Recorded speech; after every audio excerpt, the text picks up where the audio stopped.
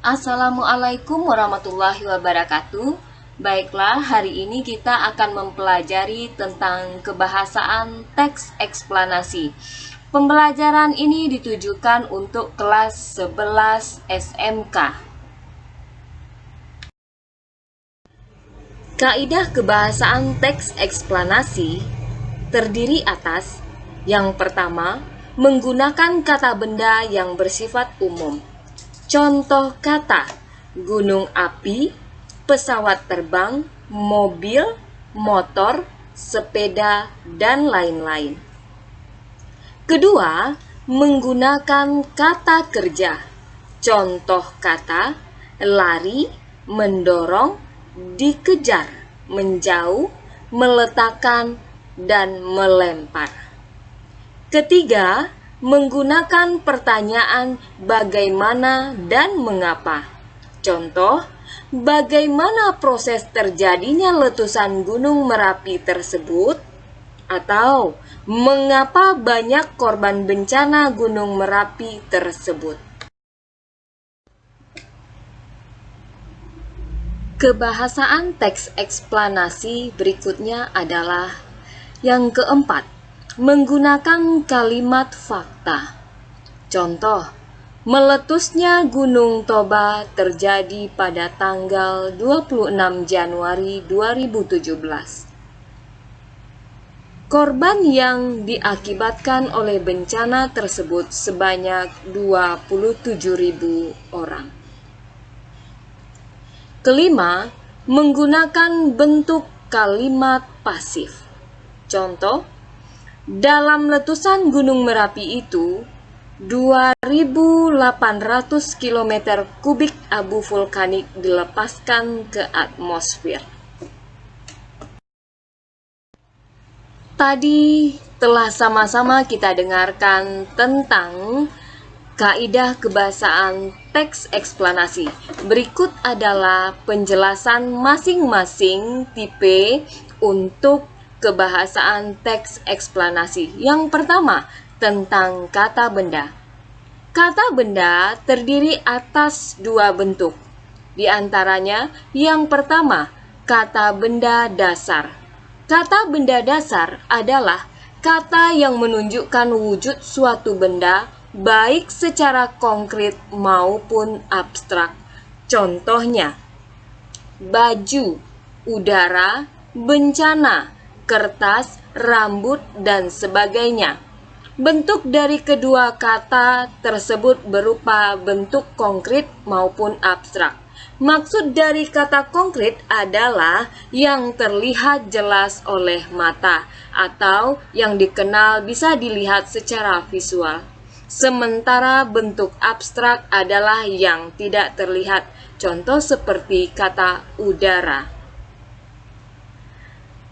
Kata benda yang kedua adalah kata benda turunan. Kata benda turunan adalah kata benda yang mendapat penambahan imbuhan, baik berupa awalan, akhiran, sisipan, atau awalan akhiran yang disebut dengan afiksasi. Berikut beberapa proses pembentukan kata benda turunan. Imbuhan pe ditambah dengan verba. Contoh, pelukis. Kata pelukis berubah menjadi kata benda. Kata lukis tersebut adalah kata kerja. Ketika diberi imbuhan pe menjadi kata pelukis adalah kata bentukan baru atau kata turunan baru dalam bentuk kata benda. Verba ditambah imbuhan an. Contoh, kata masak ditambah dengan imbuhan atau akhiran an. Masakan berubah menjadi kata benda. Masak adalah verba atau kata kerja ketika diberi imbuhan atau akhiran an menjadi masakan yang berubah menjadi kata benda. Pe ditambah dengan adjektiva atau kata sifat. Contoh, periang. Kata periang merupakan bentukan kata baru yang berubah menjadi kata benda yang berasal dari adjektiva atau kata sifat. Berikut adalah imbuhan per ditambah dengan nomina atau kata benda ditambah dengan akhiran an. Contoh, perumahan. Kata perumahan berubah menjadi kata benda.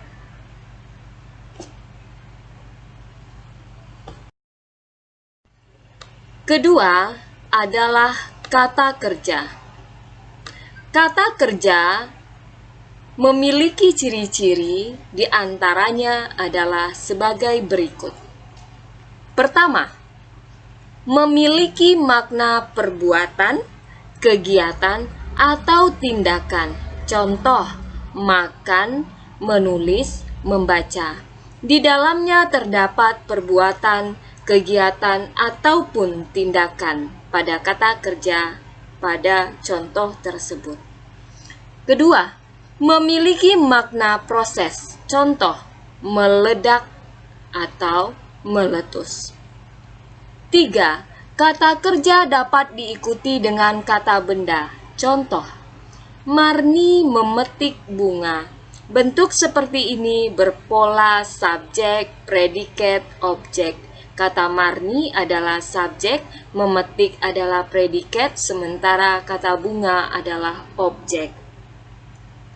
Keempat, kata kerja dapat diikuti dengan kata sifat atau keterangan. Contoh, Marni menari dengan lincah. Bentuk ini adalah susunan dari subjek, predikat, dan kata sifat. Marni adalah subjek, menari adalah predikat, dengan lincah adalah kata sifat. Kelima, kata kerja yang bermakna keadaan atau kondisi tidak dapat ditambahkan awalan ter. Contoh, suka. Tersuka tidak bisa dijadikan sebuah kata kerja. Keenam, dapat diawali kata penyangkalan. Contoh, Marni tidak bisa membaca. Kaidah kebahasaan ketiga dari teks eksplanasi adalah menggunakan kalimat tanya, bagaimana, dan mengapa. Kata tanya bagaimana digunakan dalam membuat kalimat tanya untuk menanyakan keadaan atau kejelasan tentang suatu hal. Jawaban atas pertanyaan dengan kata tanya bagaimana berupa penjelasan tentang keadaan terhadap hal yang ditanyakan. Sedangkan kata tanya mengapa digunakan dalam membuat kalimat tanya untuk menanyakan sebab atau alasan suatu peristiwa terjadi. Jawaban atas pertanyaan dengan kata tanya mengapa ditandai dengan adanya kata karena atau sebab pada jawabannya. Kaidah kebahasaan yang keempat adalah dalam teks eksplanasi berisikan kalimat fakta. Kalimat fakta adalah kalimat yang mengandung peristiwa, hal, kenyataan, ataupun kejadian yang benar-benar ada dan terjadi. Kalimat fakta memiliki rincian yang jelas dan tidak bisa dibantah kebenarannya. Adapun ciri-ciri antara lain adalah pada kalimat fakta tersebut sebagai berikut. Pertama, kebenarannya dapat dibuktikan. Kedua, memiliki data yang tepat dan akurat seperti waktu kejadian, tempat, atau tanggal terjadinya peristiwa tersebut. Ketiga, memiliki narasumber yang bisa dipercaya. Keempat, bersifat objektif. Kelima, Kalimat fakta biasanya dapat menjawab pertanyaan dari 5W plus 1H tentang pertanyaan adik Simba. Apa, di mana, kapan, bagaimana, siapa, dan mengapa.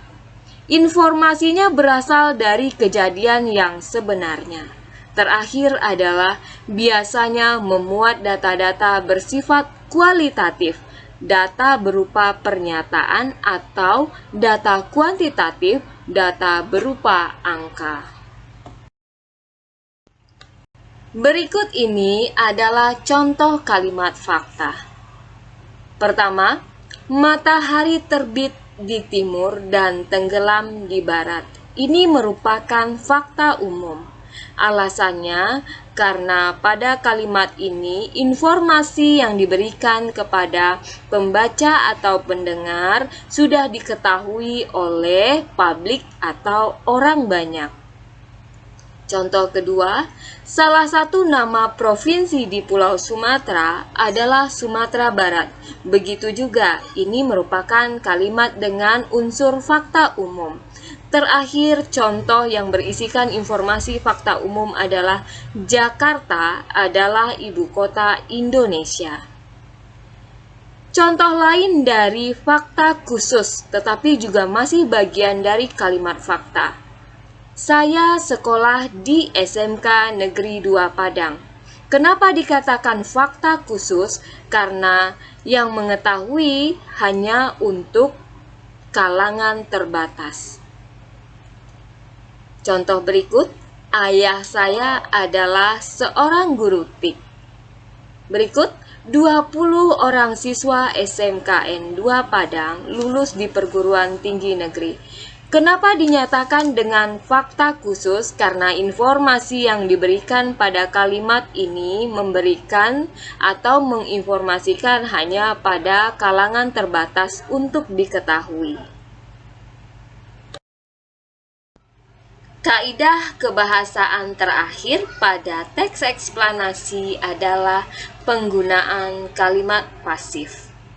Kalimat pasif adalah kalimat yang subjeknya sesudah predikat. Kalimat pasif adalah kalimat yang subjeknya dikenai suatu perbuatan atau aktivitas. Kalimat pasif biasanya diawali oleh awalan ter atau di.